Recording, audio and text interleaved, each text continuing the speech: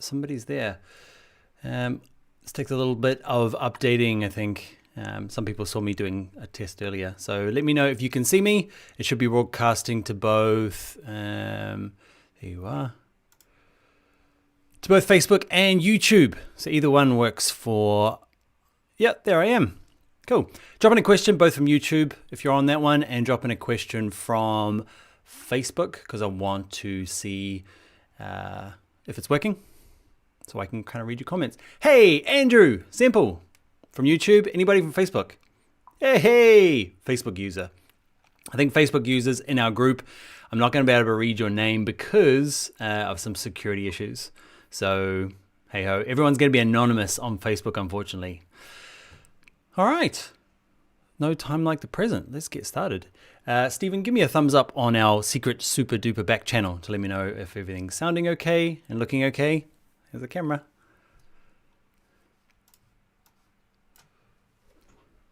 All right, thumbs up. We are ready to roll. All right. You know who I am.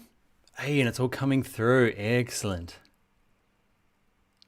Lots of questions. Cool. I'm Daniel Scott. You probably know me. There'll be some people just watching because it's new. I teach design software, okay, design courses. And why are we here? We're here because of two things. One is I got this, okay, sent to me from YouTube. It's a bit of a milestone for me and I wanted to celebrate with everyone. And also, it seems like a really good time. Well, I've seen other YouTubers who use it as a chance to do a bit of Q&A, ask me anything. And I posted a few ask me anythings questions on the Facebook group and on Instagram. And there was lots of questions, which I was quite humbled by, which is cool. So I'm going to go through those. We're going to open it first. I'm going to talk about it, and then we'll do Q&A for a while. If you have got questions, drop them into the comments. I'm not going to be reading them as they come out, but Stephen will gather some of them up and I'll read them towards the end. So yeah, I'll send in any of your questions. So play button, Q&A. How long is this going to go for? I have no idea. Yes, it will be recorded and I will post it up later on if you get really bored to tears, okay, and want to go off and do something else. So let's quickly open it. It's going to be the worst unboxing. My first unboxing. You ready? It's been here for a day. I've been waiting for this thing. But I thought it felt like I was going to open it and I felt like I'd be missing something by not opening it with the, what is it?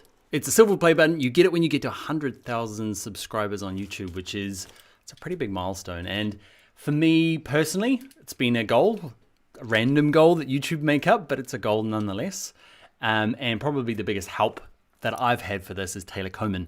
Taylor Coman is the guy that helps me behind the scenes with everything. And he's the guy who said, hey, you know that YouTube you started that you haven't done anything with? You should probably invest some time in that. So we're here mainly because of him. All right. Let's go with the unboxing. You need to see it as well, right? Comes in a package. Had YouTube on the front, which is pretty cool. There is, I really love, it's on linen paper, designers. Ooh, feels nice. Color even. And it says, I'll read the first bit. You've just done something that very few YouTube creators accomplish. You had an astonishing 100,000 people subscribe to your channel.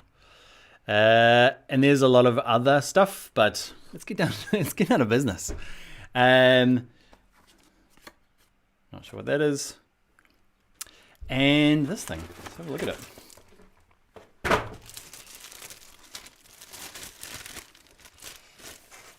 Ta-da! Okay, I'm not sure how you can see. Let's try that. You can see it. It has our kind of group name, Bring Your Own Laptop. And it has 100,000 subscribers. And it's silvery. And that bit's pretty shiny. And I'm going to, like, it's a little, I'm not going to get too much into it, but let me talk about the reason I decided to do this live and the reason, what it kind of represents to me as well. So it's just a, bit of thing that comes, but it's quite symbolic, right? It's a milestone for me in terms of probably the biggest thing is this community. Like, I've been rushing around for like the last 8 years trying to do something in this field. And like this thing here, this weird award, is kind of a line in the sand or a milestone that, because as you know, I'm my own boss. So there's no one to kind of go, hey, well done, you made it. Things like this are little times to reflect and kind of getting ready for this turning up. And for doing this live event, it kind of made me reflect on kind of what it means in the symbolic nature to me. So, like this kind of representation here means so much to me in lots of things. Like the big things are family, kind of my finances, and community. Okay, so family. Working from home, making YouTube stuff and stuff on Udemy, on Skillshare, on bringeralab.com, everywhere we do it now, means that I used to spend my time traveling around doing live training. I used to fly around the world. It was exciting, but when you have a family, I got 2 little kids and a wife, that is a lot harder to do and not as enjoyable as it is when I was in my 20s. So this thing here represents staying at home, spending loads of time with my kids while they're really young. I got a 2-year-old and a 7-year-old, and we spend time every single day. A little bit too much time currently during lockdown, but hey, otherwise, a few years ago, only a couple of years ago, my sons were in daycare all day, or at least my first son, and he spent most of his day there, and I picked him up after work. But now, I drop him off to creche into primary school, and I pick him up whenever he's ready, and I spend loads of time with him. So it's a bit of a milestone for that in terms of family. In terms of finances, I like to pretend, that money doesn't matter, but it does. We all know it does. And like, I'm earning way more than I could if I was a traditional designer, which I'm crazy thankful for. It means that kind of worry is something that's kind of lifted, and a milestone that I wanted to hit, financial freedom. I get to do what I want now, and I get to do things like this. Like, I'm not stressed out at work all day trying to do something and this on the side. I get to do this with you guys full time, which is mostly because I have the financial freedom to do it. And the last one, probably the most important one, is community. Now, community is a weird one. It's a buzzword. But I don't know. It's things like this where I did this exact same thing. Hang on. Insulin pump. Insulin pump. Anyway, I did this thing when we're going, me and Taylor. It was just me and Taylor. We were trying to do stuff online. We're like, how can we do things, making courses, trying to do YouTube stuff. No idea what we're doing. We did a live Q&A exactly like this that we're going to do. And it was in 2016. And we have all of about 10 people attend. And we had about 3 questions. And I think it might have even been the same person asking the 3 questions now. And it kind of made me realize when I posted on our groups and you guys had loads of good questions, like really relevant, good questions about how important what we have here is, like the group we've got, all the, there's a Facebook group, but there's also, an amazing kind of Q&A that happens in all of the courses as well, Instagram, YouTube. Okay. But, yeah, it's pretty, I like it. It's a life of its own now, right? I'd like to take credit at the beginning that I, started a Facebook group, but I've long since been a spectator on that group now, and you all help each other and we post stuff. The vibe is awesome. I check it all the time. It's my open Facebook. It knows piles and piles of Facebook group. I can't reply to everything, but I'm always checking it. I'm always just really smiling at the type of comments and the positivity that we all share in that thing. It's a pretty amazing little group, and I'm sure you all agree. You're all nodding back there. I can't see anybody. I'm talking to my screen. Let's check. No technical problems. Awesome. All right, so that's what that represents to me. Okay. Thank you very much. I'm going to now put it, you'll see any tutorial that you'll see me, I'm going to accidentally leave it back here on the window, on the thing. It just, that old thing, that's just up there because it's my YouTube 1,000 subscriber award. Doesn't matter what you do, it'll be Instagram, you'll see me, it'll be just over my shoulder. I'll be moving it around with me just to put it next to me so people can ask and I can pretend to be all humble. Oh, that old thing. Okay, so prepare to see lots of a silver play button. All right, let's do some Q&A. Before I get into Q&A, I'm going to give you a little bit of my backstory, because lots of the questions were how you got started. So that'll kind of answer a bunch of them and how I got into it. So I started, I went to art school after high school doing painting. I thought I was going to be a painter. Not because I wanted to be a painter, but because there weren't a lot of options at high school. So it was the one that I hated the least. Okay, and I quite liked painting. No real forethought in it, because, man, full-time painting other than painting houses.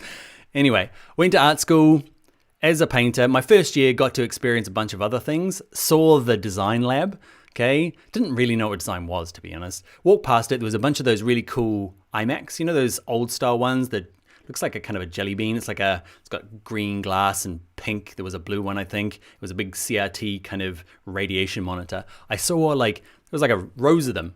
I didn't even know what it was. I just wanted to be in that lab and be part of whatever was happening with those computers. There was one computer in my my art class, and nobody knew how to use it. So switched to design, did a design degree, okay, at an art school at Manurewa Institute of Technology, MIT, not that MIT, okay, and then left off. And, you know, a few things was like, how did I get my first job?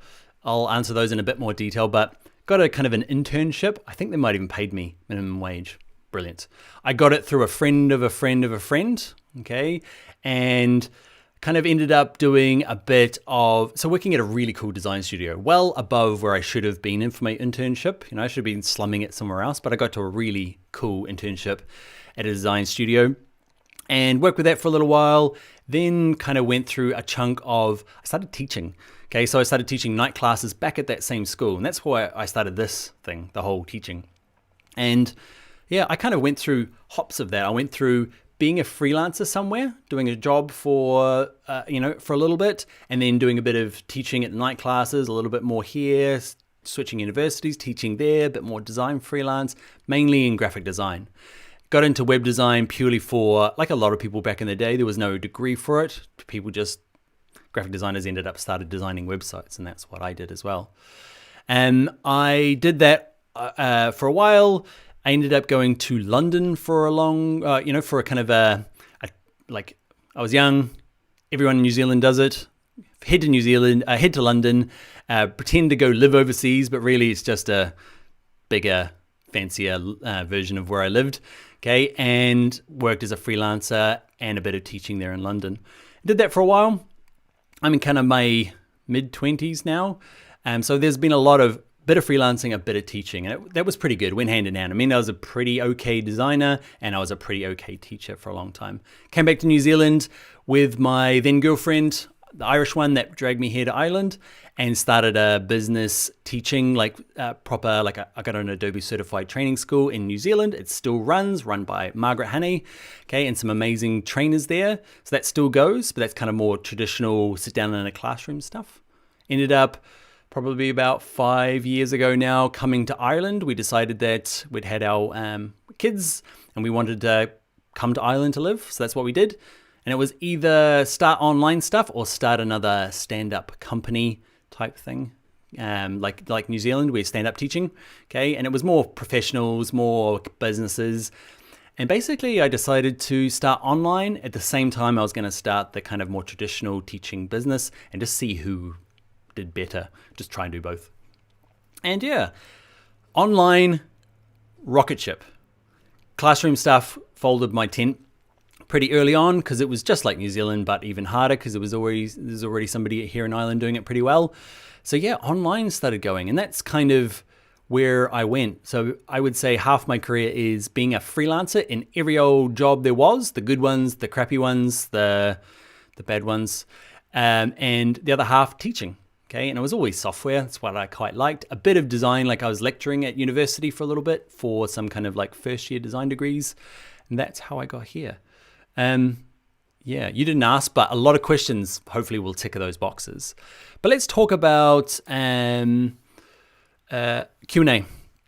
All right. Oh, the other tip about my last Q&A is it was 4 years ago. 4 years ago. There was 3 questions. There was 0 likes. So if you're on YouTube now, give it a like. Just need more than 0 and I win. And there was 1 dislike. It's still crushing. All right, let's go through. So Yasmin Barak asked, where did you and when did you start your job?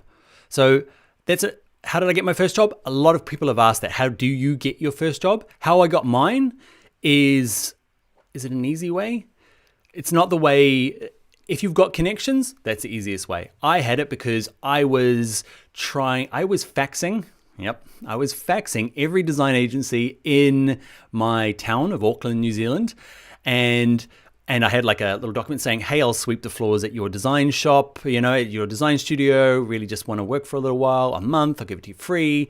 And I'm using the fax machine in the teacher's office at the design school, and one of the technicians was there, and he was like, hey, I know somebody, let me give him a call. Gave him a call, and I'd sent probably 20 faxes out. Faxes, jeez.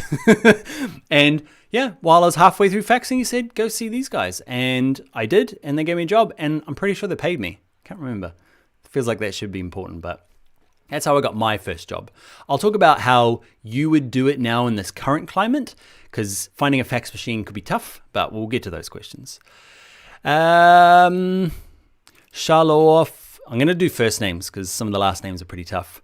Charlotte, is it possible to do a course on how to grow your hair everywhere but your head? I will buy it, I promise. I am right in the middle of that one.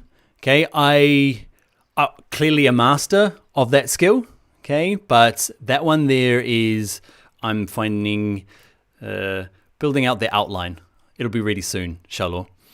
Naji, how do you be more creative? How do you find creative inspiration? So there's not one way. I'll give you my way. How do I get creative? I can't be creative if I have no boundaries.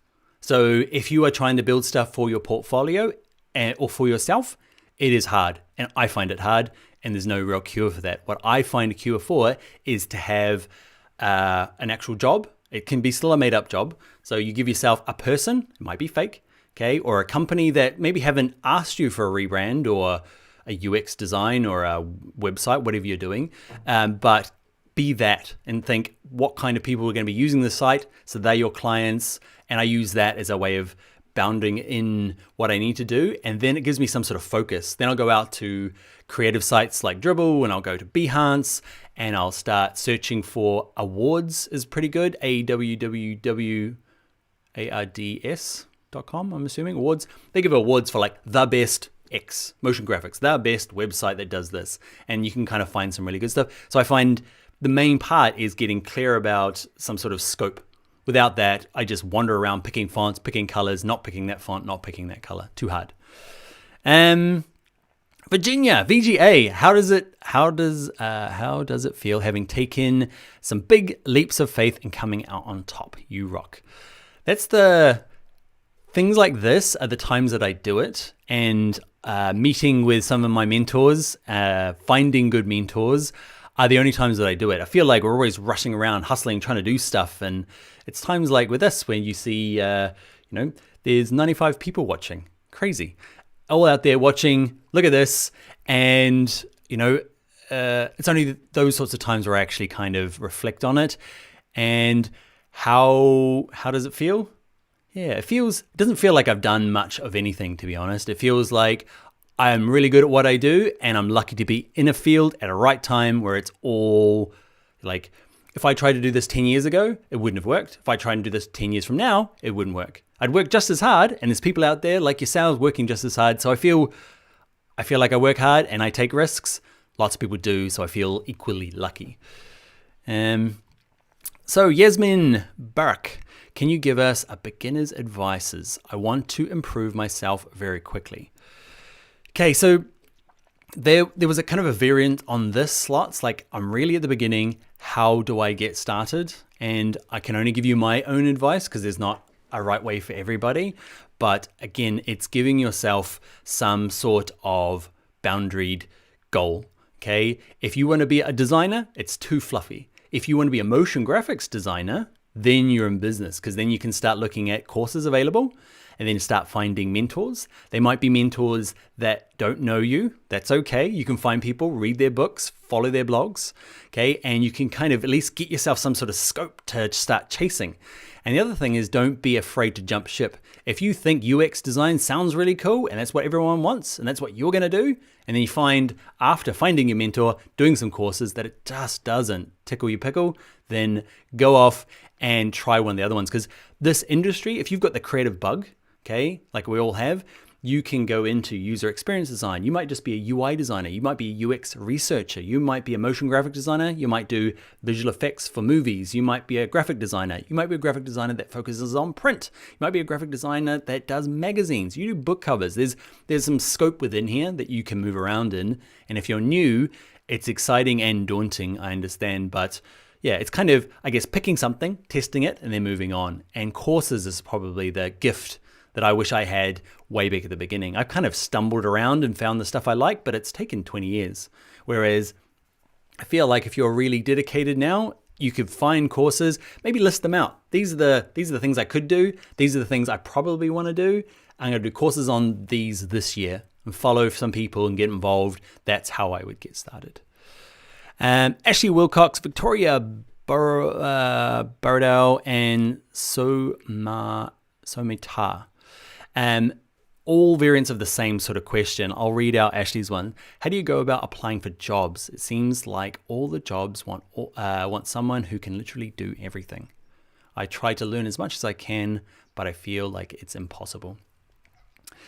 That is the absolute truth right now. Like, I look at job applications at the moment and I'm not qualified to do them. Not that I'm the best in the world, but I feel like technically I'm quite qualified. I can confidently say I know all of these things and I've done a bit of it because I've done a bit of everything. So you need to know that it's not you, it's them.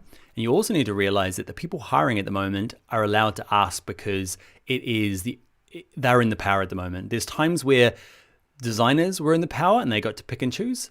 And there are times where employers are in power. And at the moment, especially because of COVID, designers are not in control.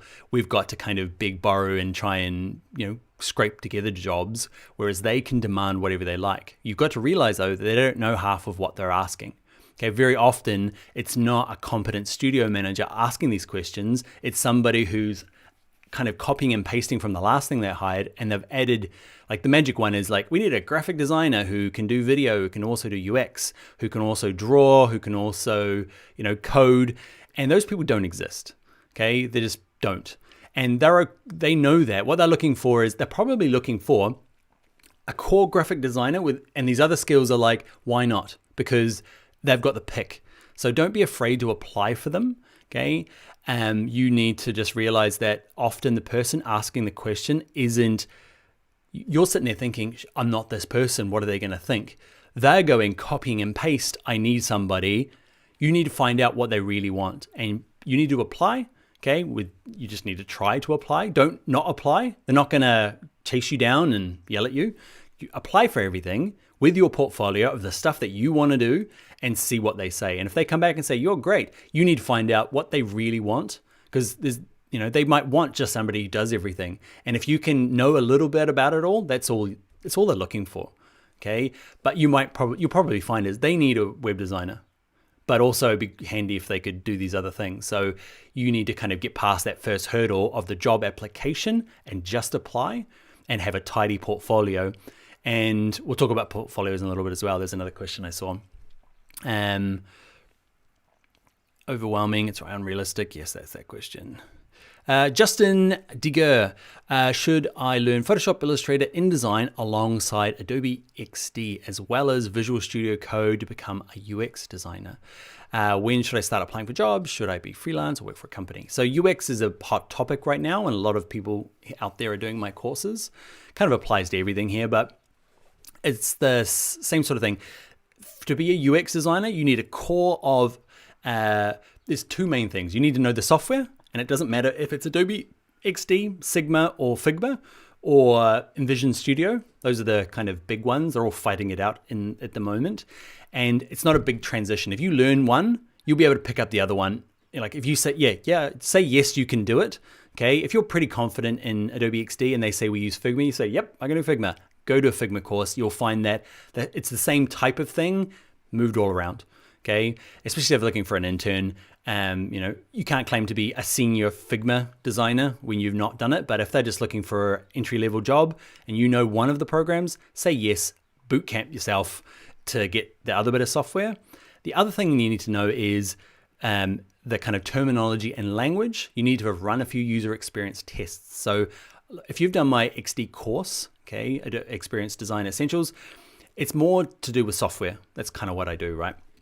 You need to go off and do some theory courses. I have one on UX theory, but I'm more of a technician, so you need to go off and start watching YouTube videos, start following people. You need to learn the languages. You need to be able to go to that meeting and have run a couple of, even if it's your own pretend ones, okay, do your own user tests, but you need to have some experience in that zone because that's what they're going to pick up at the meeting. If you don't know, if you look blank when they say, hey, we're running this Scrum team and we're using this agile work frame, and you're like, huh?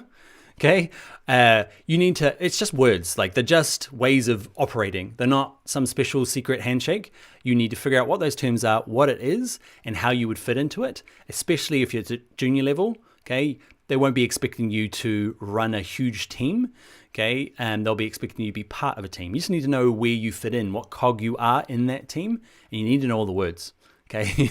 Otherwise, they're gonna know that you've never done anything. You need to get past that, never done everything, to done a little bit, okay, for an entry-level job. Parpella Lonut. Do you know how to use all the Adobe programs? What is the best for video editing? Adobe Premiere Pro, After Effects, or Sony Vegas? Papala, first of all, I know you're the person who they banned you off YouTube for our Premiere Pro course. We've changed that now. We're working on trying to unban people that use that video. We're working on it. Do you know use all the Adobe programs? Kind of, enough. I'm better with some of them than others. Which is the best video editing? I don't know. I'm like an Adobe man through and through. So I use Premiere Pro, Sony Vegas, DaVinci. There's lots of them. What you need to realize is if you're going to be a freelancer, doesn't matter. If you're going to work at a company, figure out what software they use, okay, by messaging people that work there through LinkedIn to say, hey, what software do you guys use? And then go and learn that one. Because at the end of the day, you are producing video onto a TV screen or onto a website. Nobody cares how it's made, okay? But if you're working at a company, you need to fit in with what they're going to do, okay? You can't say, oh, hang on, I'm not taking that Avid file because I'm using Premiere Pro. You need to learn Avid because that's the way they use it. And there's not really in my opinion, there's not a better or worse. You need to find out what the industry standard is. And the industry standard in the kind of design side, like my side, is Premiere Pro because it's part of Creative Cloud. If you are going into broadcast television or film production, it's not going to be Premiere Pro. So figure out what it is, what they're using. It'll be something else. And that I'm a little bit murky about what the current one is. Like last time I was doing with somebody was Avid, but DaVinci is another one. And there's lots of video editing software. Another good one, Justin Digger and Colleen McDonald. How do I make a portfolio? And Colleen's one is very similar. So her one is, what do they expect to see?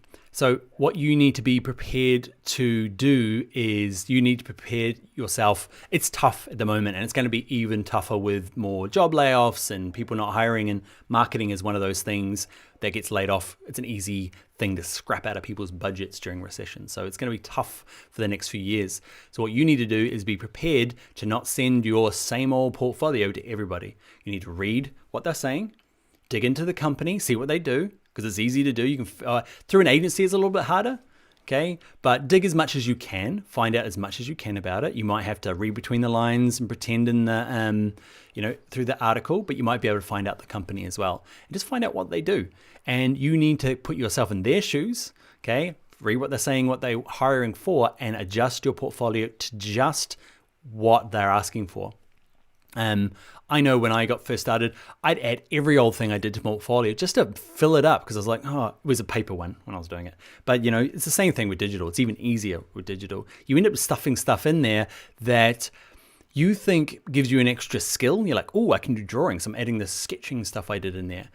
That's not the time to put it in. You can talk about it at your interview. What you need to do is have a really concise Like I'd rather, like I hired for a long time as a studio manager. I worked for a while, interviewed, hired. I do it now for Bring Your Own Laptop.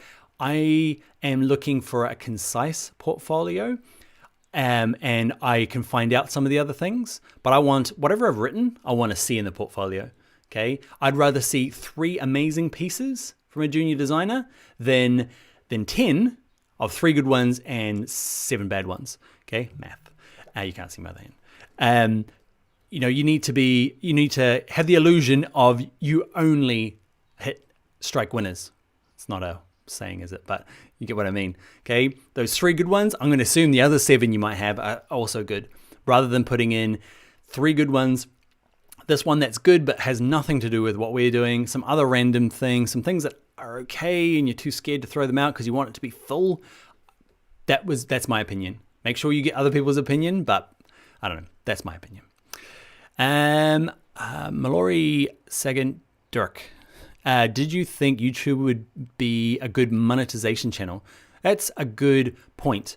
It earns maybe $1,000 a month now for 100,000.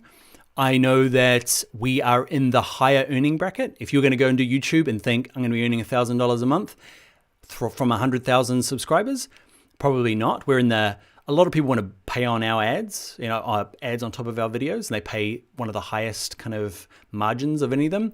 Most channels earn less than half of what we do, but it's never been about monetization, about earning a living off it. I don't plan ever to earn a living off it. You can't sneeze at 12 grand a year, but it's more to facilitate other ads to help other people find my courses through YouTube that most people don't. They don't come to my courses afterwards, but it's a good taster. Some people later down the track. That's my main channel anyway. YouTube is the way people discover me come to my site on Bring Your Own Laptop. So that's a kind of an answer, I guess. Louise Rankin, Megan Kelly. Some advice writing CV for career shifters, please. Yeah, that's an interesting one. So people that are more mature, doing something else professionally, need to shift careers. CV advice, I don't know. I'm not sure it would be much different from what I said for people getting started. You are just getting started and you just happen to be older. I think just I'd be like, if I had to be one or the other, I'd be the more mature person switching careers, because I know right now I'm really dedicated. I'm dedicated to put time away, okay, because I know it's going to benefit me in the future. When I was young, I was just doing whatever and getting by and wasn't very intentional. So, if I had to be one of those 2 groups, I wouldn't be worried if I was in the older group, because I'd be like, I can do some courses, I can get help, okay, I can use the resources from my other job to help potentially fund some more learning. I could go do some stuff, physical stuff with people. I could, I think just a good portfolio is what you need. And yeah, I think you probably have a benefit. If you are worried about it, you probably have a better benefit in terms of a bit more strategy and probably a little bit more mature in terms of your kind of like discussions at the interviews and that sort of thing. But I imagine it's really hard as well when you're shifting any career.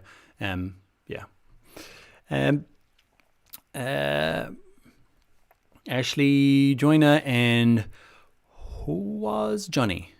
Okay, the Premiere Pro Advanced course. Okay, so I wanted to know. So at Premiere Pro Essentials, if you haven't done it yet, at the end of it, for the few people that have made it to the end, I said, I'm not sure about doing the advanced course because I'm not sure how I'm going to get there. A lot of people in the questions said, yes, I want the Premiere Pro Advanced course. Everyone go now. We'll have a show of hands if you want the Premiere Pro Advanced course. Don't just throw it in there because I'll go and make it. It's a little bit hard one because it's how niche is it? And I need to gauge from you guys, should I be doing another Dreamweaver course next? Should I be doing another Illustrator, Photoshop, After Effects, Premiere Pro? Because I can't do both, so it has to be one. So yes, it's coming. Is it going to be right in the next one? Right now, no. I'm going to be doing something else. I'm just going to kind of get a sense of the vibes out there to see who yells the most for what kind of course and what's missing out of my kind of catalog. Because I feel like I'm slowly plugging up some of the holes. So yeah.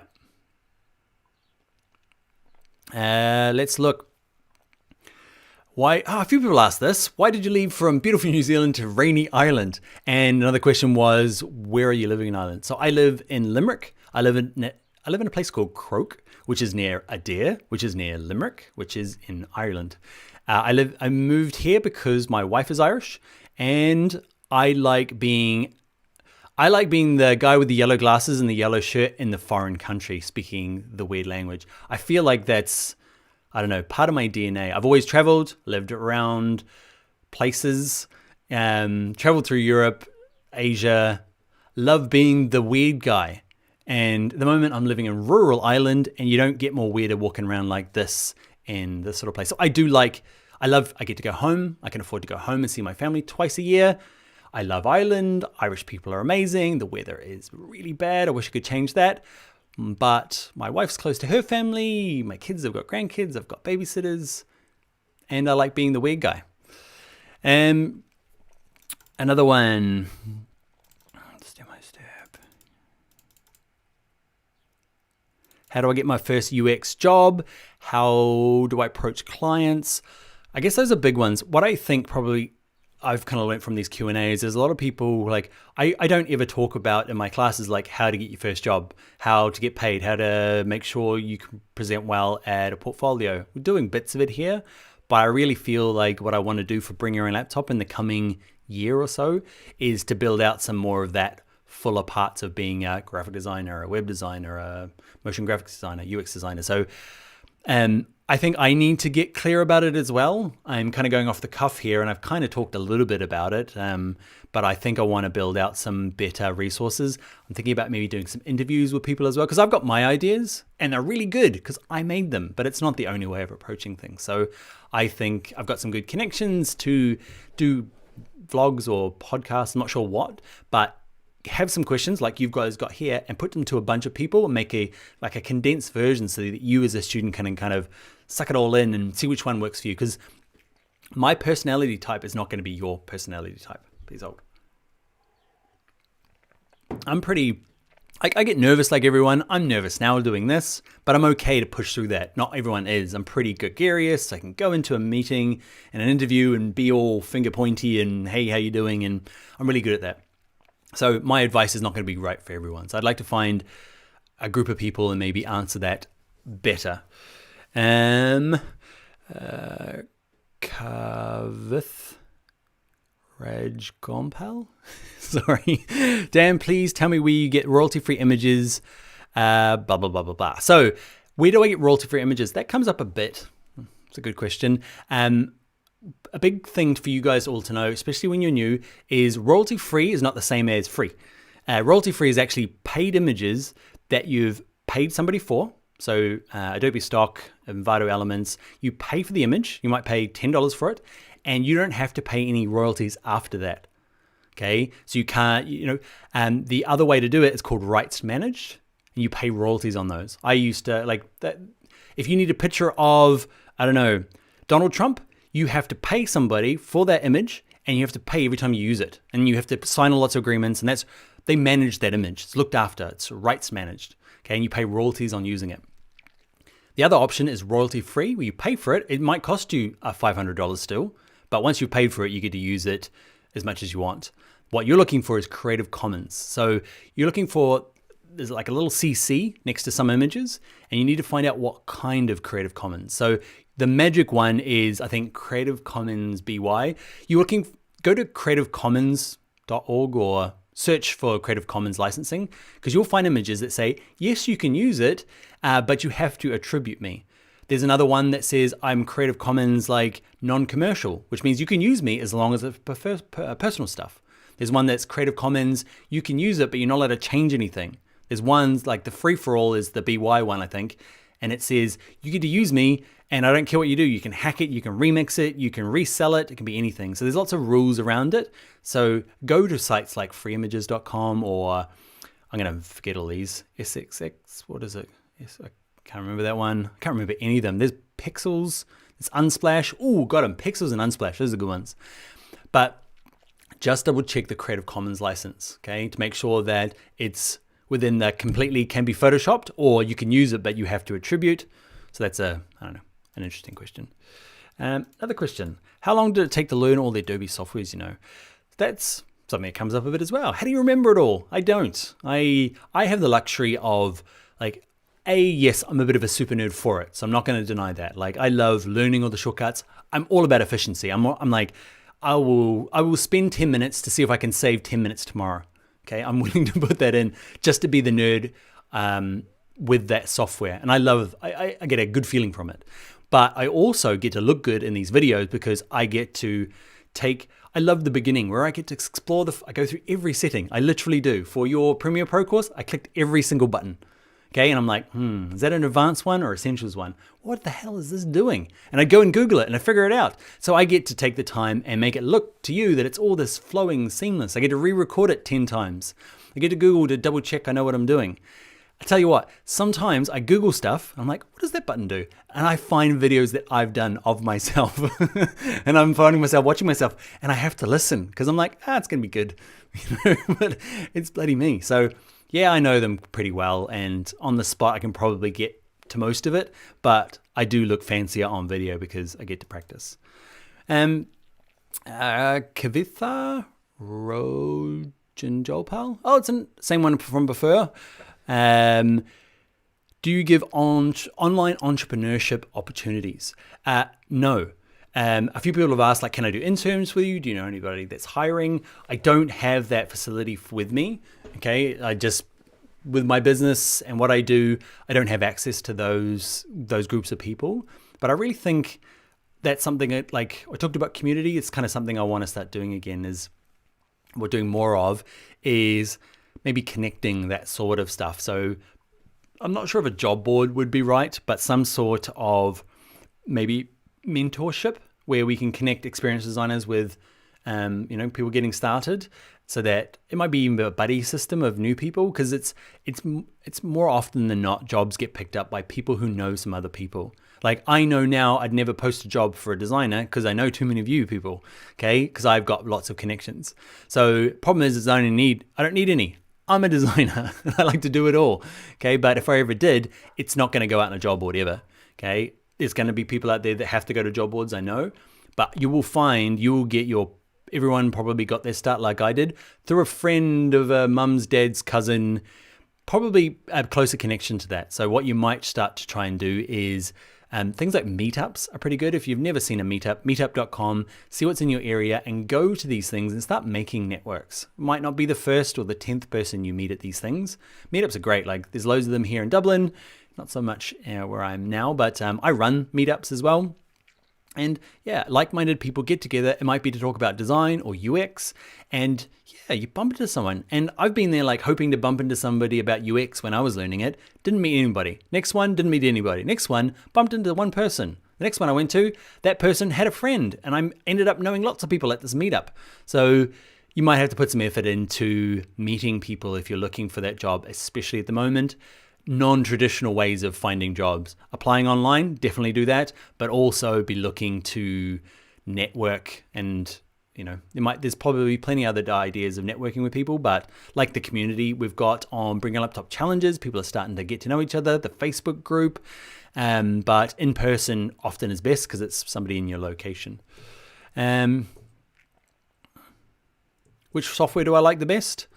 I think XD at the moment, Adobe XD, purely because of what it means to me to be using it. It means I'm creating a new, because I'm not working for clients, often I'm working for myself now. So I'm building mock-ups for the Challenges website or updates for Instructor HQ or bringyourownlaptop.com or some other site that I'm doing. So I love opening it because it's full of potential and it's really good to use. It's a beautifully slick bit of software, and it means that I'm making cool stuff. Joseph Merced. At the moment, I don't particularly enjoy the process of creating wireframes, but much more enjoy the process of interviews and performing user studies, discovering patterns among users. I'm having doubts if a career in UX is right for me. How do I know if a career in UX is not for me? You are totally in the right place. You're just in the wrong title. So UX designer is probably how I present UX, and that's kind of my fault because that's where I come from, but you can be a UX researcher, Okay, you being a UX researcher is where somebody in a bigger team, me, I do it all myself because I'm a freelancer / do it for myself. If you're working in a company, okay, you will be working in a user experience team, and you will be a key. You'll have that part to do. The jobs will be divided. Okay, you will have a designer working for you, and that designer will often be more of a UI designer than a UX designer. But I'd still call myself a UX designer, even though you, Joseph, would be doing the, building the personas, doing all the testing. Okay, you'd be doing the kind of more, psychometric and psychology side of the experience, and I'd be doing the kind of tactile, creative side. Okay, I'd be taking what you want and turning it into stuff, okay, things on the page, and then you'd be taking that off and getting it tested. There's totally a job for you in UX. You just need to probably shift away from building wireframes. You probably have to do wireframes. Not all jobs are perfect, but you wouldn't be doing the high fidelity stuff that's required in UX. Okay, Nubble. In this time of business, in your opinion, do you believe there's such a thing as a late starter, or does it not matter what time learning starts, no matter how old one is at the moment? Kind of talked about this earlier. If I got to pick, I'd be the older person getting into it because I could be very intentional and I'd be very specific about what kind of job I want and what it meant for my family. And you've got a lot more constraints. So you can head to that thing you want to do. Whereas when you're young, you take anything and you figure it out along the way. Heather Concord, if you could be an animal, what would it be? Penguin. It's no doubt. And more seriously, is it realistic for a 51-year-old former barista? The exact same kind of question as before. Of course, yep. It's definitely I'm not 51. I would hire a 51-year-old. Margaret, who runs Bring Her Up Top New Zealand, is in her 70s. She's awesome. I think ageism probably runs into play probably more in your head than it does anywhere else. And it probably reflects in the interview. So I think probably some confidence in yourself is more important than how old you are, in my opinion. This is like pop psychology from a designer. What would I know? But I feel like if you go in thinking I'm not good as the other people I saw waiting, then that will come out in the interview and it will be true. So you need to be clear about what you're doing and why you're doing it, and it's hard. I know if you're switching careers, especially into something that seems kind of young and hip and maybe you don't have the yellow glasses. Yeah, I don't know. I'm not sure how much I can add to that, but all right. Jaspreet Singh. Hey Dan, another UX question. It kind of relates to general design. There's designers out there and videographers out there thinking, another UX question? These are the questions that came in. When you started UX designer, were you in the US? Have you always worked? Have you always been where you lived it now? How has your price and hourly rates changed over the last 10 years? So let's take that as more of a general question. UX design is a weird career that it's only now got any sort of degree program in it. Like it didn't exist a few years ago. It existed. I'm not saying that it didn't exist, but it didn't exist like it does now. It was more of a product-based big company thing. Now it's a very common way of working with startups and websites and businesses. So I kind of just fell into it because it appeared, and like you, I was like jobs. I was like, everyone wants to be a UX designer, and I ignored it for a long time. You're probably doing the same thing, okay? And I just ignored it, and then Adobe got into it, and I was like, I should probably look into it. I'm going to ignore it for another year, and then eventually decided, okay, I'm getting into it. And what ended up happening was I realized a lot of my skills as a web designer and a graphic designer translated easy into UX. Okay, if you are out there and you're thinking, oh, UX seems too hard, a lot of the same language. It's a different language.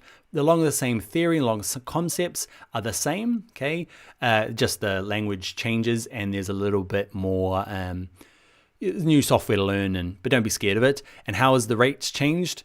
Yeah, rates have. The gig economy has killed a lot of you guys getting started. Like Fiverr, unfortunately, is like it's good and bad. Like, I've used it and I use it.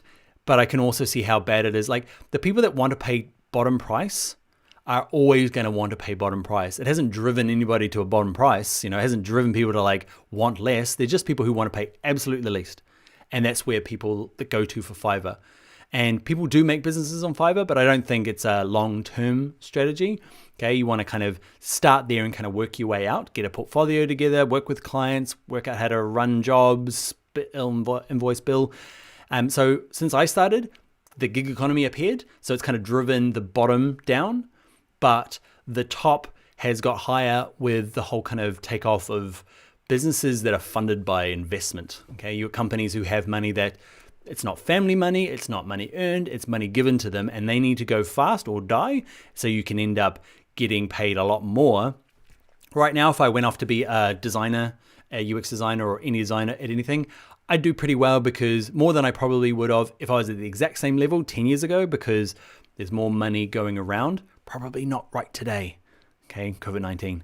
But, I think the high is higher, the low is lower, and the median's probably still in the middle. But experience gets you everything, unfortunately. Experience is probably the wrong word. Confidence is probably the word. There's lots of people out there that have way better work than me, but I'd probably do well in an interview because I got the finger guns and I've got a bit of experience in the area.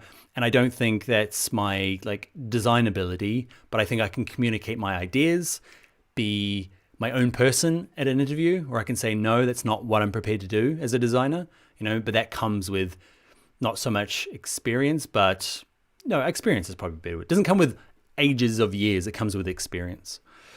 So, all right, this one here, it's a weird names from Instagram. How do you see or vision the graphic design future software? I think the problem at the moment is you need to learn Photoshop, even though there's lots of other good, well, that's the other question underneath. Do you think free alternative software like Inkscape, GIMP can compete? The problem is you can learn those things, and if you're going to be a freelancer, work for yourself, work solitary in a company, then you can use any program you like. Doesn't matter what it is. The problem is getting hired for using something called GIMP. It's a terrible name, but you're not going to get a job, because GIMP is not something they're going to use internally. They're going to want to use the professional software. So if you want to work in a company, you have to learn whatever is the thing that is the hottest at the moment, and Photoshop's not going to get knocked off anytime soon. There's good ones. Canva's good. Well, what's Canva do? They've got some other products. I can't remember what they are. But, there's Procreate. There's lots of things that are really good. But should you go off and learn them? If you're going to work by yourself, totally. Free software, save all that money.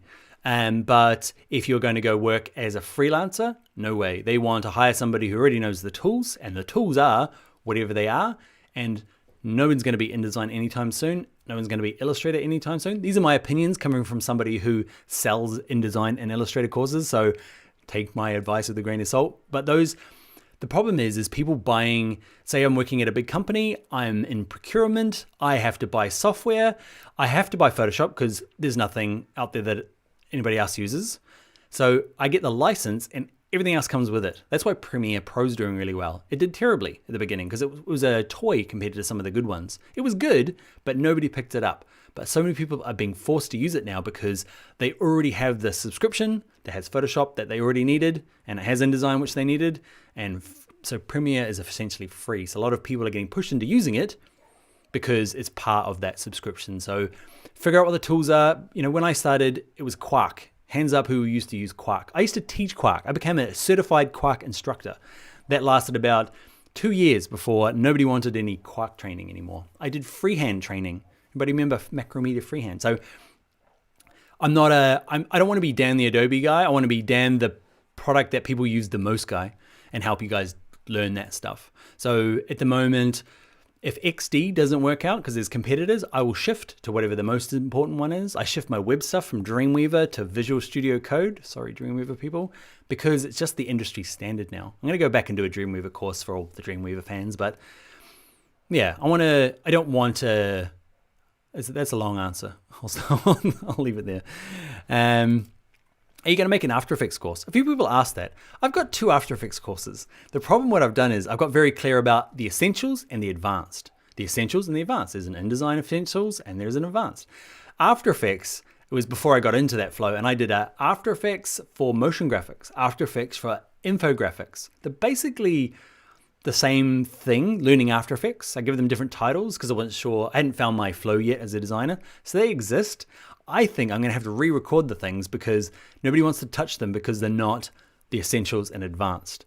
Does that resonate? I'm going to read the questions afterwards. So does that sound like, I feel like that's what people want. They want it to be in line with everything else so they can kind of get the essentials and then the advanced. And that's cool, and I'll do that. But I feel like I should just rename all of the courses. Anyway, but yes, there are After Effects courses. I do feel like I need to do another Essentials and Advanced because of this whole confusion about what those other courses were. We're running out of questions. Stephen, if you've got any good ones, maybe pick 5 more and throw them into that secret channel that we've got. And I've got 5 more here. So Abdi BC. Let me invite you to a backyard barbecue and thank you for everything you taught me. I am so in for a barbecue. We need to do something. The problem is you guys are everywhere. Okay, I want you all to be in LA when I'm there next for Adobe Max and we can all get together. I will hire a bar and we'll have a barbecue and we'll have a good time. Problem is there's only a few of you can turn up. So I don't know how we can connect all this up. We have to do this virtual stuff and it's cool, but I want to meet people because I'm talking to my screen here. But thank you for the barbecue invite. I am coming. Daniel Farmer, who was your number 1 colleague in London? Yeah, Daniel Farmer was. I worked with, that was one of the cool jobs I had in London. Straight from New Zealand, didn't really know what I was doing, freelancing around, ended up at this really amazing design studio doing stuff for like, I don't know, it felt big. HP and Sky and some big companies. And it was just a bunch of like workhorses, okay, at a big design studio. That job there made me realize that I loved working with other designers and I never wanted to graduate up to a lead creative at a design agency, like a big fancy agency, glass building, all seemed very good, big clients. Man, the people running that job seem to be very bald. I haven't missed that one, but they seem real stressed. They seem to be anxious all the time, stressed. I thought that was where I wanted to go. I'm going to be the top dog at a design studio. And then I realized the people running it were not having the fun we were as designers. Okay, we were kind of, I don't know. I feel like I was a bit of a Mac operator. I was just doing what the creatives told me. But yeah, that was the job where I realized I didn't want to work in a studio. That's not to say you shouldn't. Okay, like I'm not saying it's a bad place to go, but freelancing is pretty cool where you can kind of shuffle around places. And I figured that guy and that job is not where I want to be. He looks like he's going to have a heart attack anytime now. I'm pretty sure substance abuse was in his life. It was not an aspirational place to be anymore. Absolute EPS, great handle. Will you make future courses in Illustrator? Yeah, there's a big one coming up. There's some secret Illustrator stuff coming out. I feel like we're long enough into the video that nobody from Adobe are watching. So there's secret stuff coming up from Illustrator soon. And I'm going to be doing some stuff with Adobe. So yeah, Illustrator's coming up. Deepak Monica, you do so many things. How do you manage your time? It looks like I do lots of things. I do this full time though. So all you see is, I get a lot of help as well. So I don't know. I do a lot. I'm pretty keen to get as much bang for my buck of my time. But I have a lot of support as well. Okay. I've got lots of people kind of behind the scenes helping me out, do stuff more and more now. Okay. Not at the beginning, but yeah, I seem to do lots of things, but often I can kind of slice things up and make it look like I'm doing stuff over here and stuff over here, but it's the same thing kind of mixed up. Jenim J, would you make Photoshop course for photo manipulation? Oh, that's on my list. That's on my one that gets really high and comes down again when I do another course. I really want to do just Photoshop for full on like compositing manipulation stuff. But I'm worried that you guys want more an essentials for After Effects or an essentials for, advanced Premiere Pro. It's my kind of quandary. It takes me months to make a course. Like I put lots of effort into it, a lot of research, a lot of editing. So I have to kind of pick and choose. I really want to do one. Mainly, I don't think it will sell well. I don't think many people will do it, but I really want to do it because it looks, I love that stuff. And I did a little bit in Photoshop, our advanced and essentials, but not into the deep gooey stuff of Photoshop where we actually make some pretty complex things. I want to do that. So yes, it's in the future. When? Kareen Swats, will you marry me? I'll have to check with my wife, but thank you for the offer. Okay, last 5 questions. Andrew Simple, from YouTube. As a video editor, is it necessary to learn both After Effects and Photoshop? Yes. Yeah, I would. It depends what job. If you're looking for a job, definitely. Okay, After Effects is definite, and Photoshop as a kind of a rudimentary understanding. You don't have to be an expert at Photoshop. Just do the Essentials course or a short course with someone else so you know the basics. But After Effects, yes, mainly because you don't know what you're going to be doing. They're just like two halves of the same thing. If you know the job is going to be editing in, let's say you're doing feature films, no, you're not going to need After Effects probably. Okay, or documentaries or short films, probably not. If you're going to end up in a mixed job where they're doing some commercials and maybe some YouTube stuff and social media stuff, you definitely need both Premiere Pro and After Effects and probably Photoshop. They support each other too much. Petra Gurula, how to proceed with your classes. That's building a good strategy and building a strong foundation skill set. That's another good point. I talked about community a couple of times. It's something that's kind of in my thoughts at the moment. I've got these classes, but they're kind of like islands. You need a pathway, okay? And I feel like I could do it. I just need to kind of step back and kind of maybe figure out some sort of strategy to get you from, I want to do stuff. What are the options? Maybe some short courses. Okay, now that I know, I've tried a couple and I feel like this might be my area of, I really want to go down this kind of motion graphics path. What does the path look like? And I want to give you a roadmap of, like I just said, there. You need Premiere Pro, you need After Effects, you need a bit of Photoshop. So go off and do essentials in advance of this. You need to do essentials in this. Plus you need a portfolio that looks like this. Here's some interviews with people in the motion graphics industry. Here's what pay looks like. This is how to negotiate as a freelancer and kind of have these things where you can kind of, have a picker path where you can kind of, that's, I guess, did that answer your question? What was the question? Yeah. At the moment, I don't have a good pathway for you, Petra, to have, a good foundation skill set. Graphic design, Photoshop, Illustrator, InDesign. I know them in my head. If you want to do video, Premiere Pro, After Effects, bit of Photoshop. If you want to be a UX designer, you need XD, you need a little bit of Photoshop, a little bit of Illustrator, and you need the language. You need the kind of theory behind it. So I know these things and they're kind of trapped in there. And I don't know them all, and I know that. I know everything in Photoshop, I feel like I do. But in terms of career paths, I have my way of doing it. I think I need to reach out to some other people and build some resources for it. And I'll probably be on bringyourownlaptop.com where I can create like a visual pathway. Richard Workman. Okay, there's 3 more questions. Richard Workman, from Facebook. When I first started learning web development a couple of years ago, JavaScript seemed to be part of HTML and CSS online classes. I noticed that your courses don't. Yes, it does. So the problem with learning web design from me is I'm a really basic front-end designer, okay? So I use HTML and CSS and then copy JavaScript. So you could do my Web Essentials course and be forgiven to think JavaScript's not that important, and it totally is. It's super important. And all the frameworks that come along with JavaScript. So JavaScript in its purest sense, you need a good understanding of, but you need to find out what the flavor of the month is in terms of the JavaScript framework, okay? The kind of like, I can't think of anything at the top of my head. Why can't I think of anything? Because I'm not very good at this. So yeah, JavaScript is super important. And if you've done my course, my job, I guess, in that course is to get past the whole, the basics, HTML and CSS. I feel like that course is like, you've done it. Insulin pump again. Fun fact, I'm type 1 diabetic. This thing rings all the time. Yeah, I feel like my course gets you to, I wanted to do that course even though I'm not the best web designer or developer. I know that I love getting past that hump of, because coding is hard. And I loved when I got past it and figured it all out, and I share that with people through my Web Essentials. But I need to build out the rest of the courses. I need to do something with maybe Malcolm Knott and do some more development side of things, because I really do just kind of leave you at like, hey, you've just got started. So yes, do JavaScript. 2 more questions. What is your opinion on WordPress portfolio website? Totally, WordPress is awesome. For me, it depends. If you can work WordPress, do it.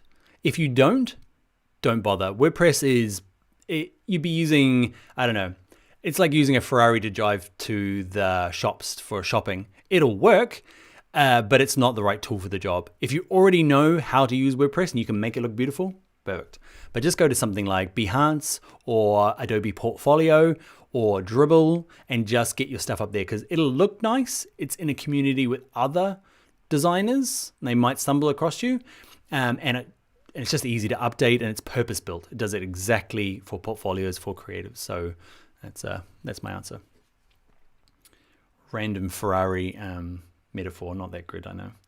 Last question. What do you advise me to do after finishing Illustrator and Photoshop courses? Depends on what you want to do. If you want to go into, I think that is a good skill set. Photoshop and Illustrator gets you a long way in graphic design. You probably are going to need to do a little bit of InDesign if there's going to be publications involved. But if you're going to be doing branding, Photoshop and Illustrator could be all you need. Then it's a matter of doubling down and building out portfolio work. Fake clients do bring your own laptop challenges, so byolchallenges.com if you haven't done them. Okay, it allows you to kind of get some briefs that you can do your own work and add them to your portfolio. Dribbble Dribbble, I've said a couple of times, it's got 3 B's. Dribbble. Okay, go check out that. They do something called the Weekly Shots. I can't remember what they call it. It's a competition. There are other design challenges out there, and kind of use that to build up your portfolio. So it depends on what you want to do. Need more thing on that question. But that is going to be us, man. Yeah, that's the end. Look at this. Thanks so much for being part of the gang, everyone, and being part of this tonight. And I'm really proud of this and what we've kind of created here. So, yep. I'm working on another course. Can't tell you yet because I'm just getting started. Some updates to the XD course coming out in the next week or so, just to kind of freshen that up. And bring your laptop challenges. There is an after party tomorrow night, about the same sort of time. And then the next challenge will be 2 weeks after that. And I will see you then. And it's going to be a live event for that one as well. But that's it, everybody. Oh, hang on. I forgot about that. Ready? Hey, I'm not sure if you all heard that, if you got your music up, but we did it. 100,000 subscribers. I might do this Q&A again because, I don't know, I feel it's quite cathartic for myself. There was lots of questions. I hope somebody got some value from it. And yeah, that is going to be it. I'm going to turn you off. Actually, I'm going to watch the questions for a little bit. You can go. I'm going to look at a few of the questions, bask in the thumbs up emojis. I can see them over there. Thumbs up, everyone.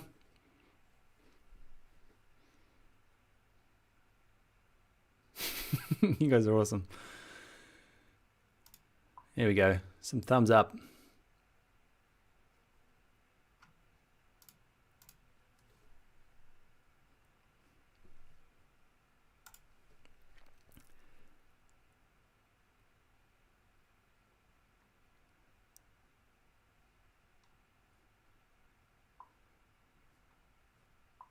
Ooh, some claps.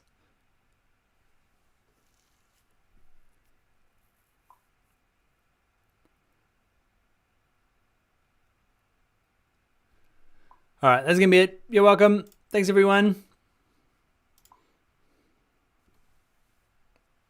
Bye now.